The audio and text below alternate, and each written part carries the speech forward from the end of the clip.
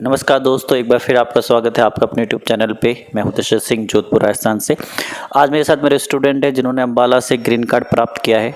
और तो इनसे अपन सीखते हैं, इनसे अपन जानते हैं कि क्या प्रोसीजर रहता है, कैसे एयरफोर्स में मेडिकल होता है, किन चीज़ों का आपको ध्यान रखना है और किन चीज़ों का आपको ध्यान नहीं रखना है।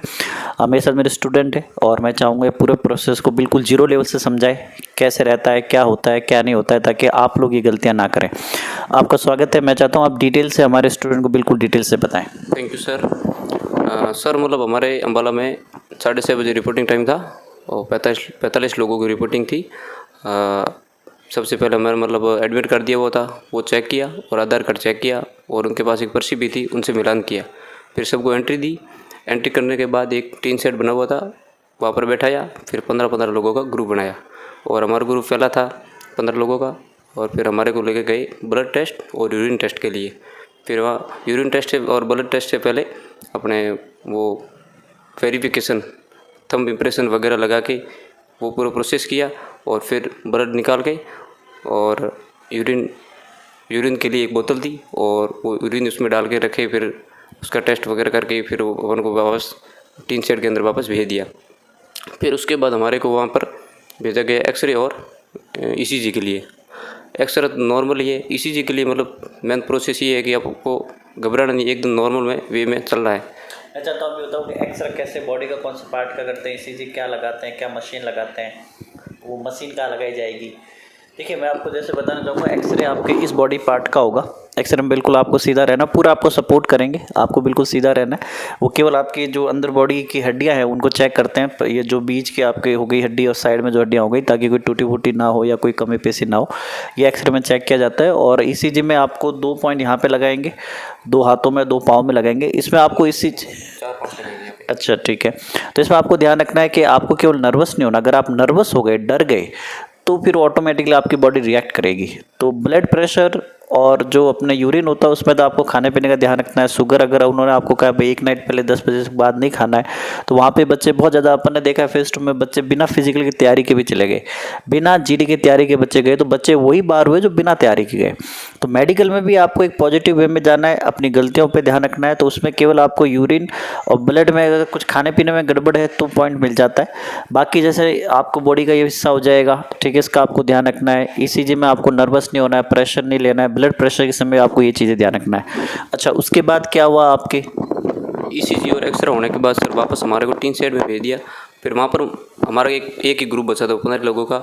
उसमें हमारा पूरा बाहरी जो शरीर है मतलब पूरा चेकअप किया, हाथ पैर, दांत, नाक, मतलब आई टेस्ट, ईयर वैक्स वगैरह जो भी है पूरा चेकअप किया। किसी को मतलब ये नाक में पॉइंट दे रहे थे, किसी का मतलब ईयर में पॉइंट था और किसी का हाथ में तो किसी का नहीं था। और उसके बाद पूरा चेकअप करने के बाद चलिए, जैसे आँख का आप लोगों को क्या करवा रहे थे? चार्ट था, चार्ट को कितनी दूरी से पढ़ा रहे थे और कितना क्या रहा आँखों का? आँखों से अगर अपन स्टार्ट करें, सर आँखों से स्टार्ट करें तो मतलब 6 मीटर की दूरी से वो एक ही चार्ट था, ठीक है, 6 मीटर की दूरी थी।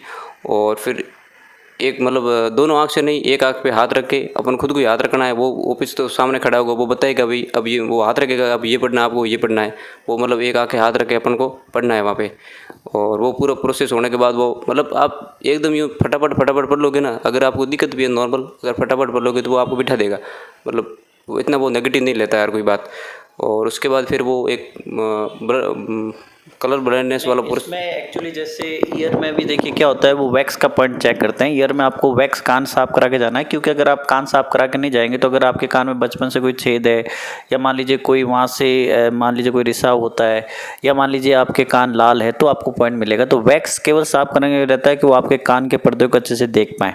अगर कान में कोई जेन्युइन प्रॉब्लम नहीं, आपको प्रॉब्लम नहीं होगी। और डीएनएस का पॉइंट में ये रहता है कि अगर आपके हड्डी है यहाँ पे या अंदर की तरफ है तो पॉइंट मिलता है, बाकी ये बिल्कुल नॉर्मल होता है, पॉइंट क्लियर हो जाता है। जो डीएनएस का अगर क्रिटिकल है तो पॉइंट थोड़ी गड़बड़ हो सकती है। बाकी जैसे आई अगर आपके 6-12 है तो एयरफोर्स में चल जाती है। ईयर का मुझे लगता नहीं, क्योंकि जेन्युइन प्रॉब्लम है तो आपको कोई पॉइंट मिलेगा। पॉइंट अगर मिलता है वैक्स के बाद वो मेडिकल में क्लियर हो जाता है। और आंखों का आपको पता है कि आपका आँखें कितनी है, आपने चेक कराई होगी। और डीएनएस का अगर नॉर्मल है तो क्लियर हो जाएगा, क्रिटिकल है तो रहता है। दांतों का उसमें ये रहता है कि आपके टेढ़े मेढ़े नहीं हो चाहिए, दांत आपको साफ करवा के जाने हैं। तो इन चारों में आपको कौन सा ज़्यादा लगता है जिसमें ज़्यादा बच्चों को पॉइंट मिला होगा? सर मेरे ग्रुप में एक को डीएनएस का मिला और एक को ईयर वैक्स का मिला। उसके मतलब वो पर्दा आई थिंक वो मतलब लाल लाल दिख रहा था, तो वो पूछ रहा था कि तेरे को बचपन में कोई रोग वगैरह हो रखा था कि, वो बोल रहा था कि हाँ कि था।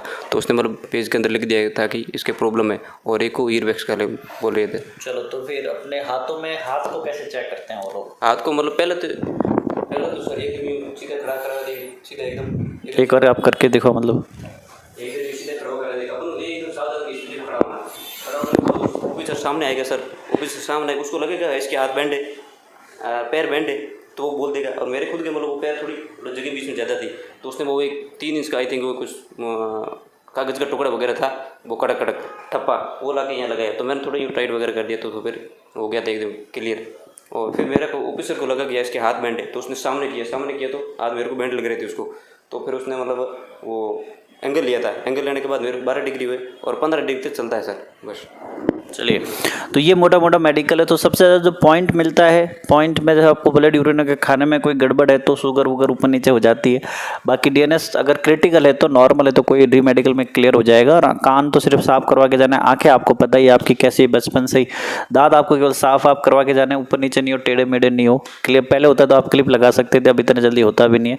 पाँव के आपकी कोई टच नहीं होनी थी, पर इसका आपको दुनिया भर की एक्सरसाइज अगर आपने करी, और हाथ आपके ये पॉइंट नहीं होना चाहिए। और छाती का वो आपका मेडिकल करेंगे, छाती का एक्सरे लेंगे। एक्सरे अगर कोई बचपन का टूटा हुआ है, कुछ क्रिटिकल है तो बाकी वो क्लियर हो जाता है। ईसीजी में आपको केवल डरना नहीं है। और प्राइवेट पार्ट्स में आपका पाइल्स का हो जाएगा, अगले पास चेक करेंगे, नॉर्मल है सब कुछ, कोई इश्यू नहीं। यहाँ से अगर आपको कोई भी सवाल है, कोई डाउट है, आप कमेंट करेगा, वीडियो को लाइक करेगा, चैनल को सब्सक्राइब करेगा। Thank you for watching. Thank you.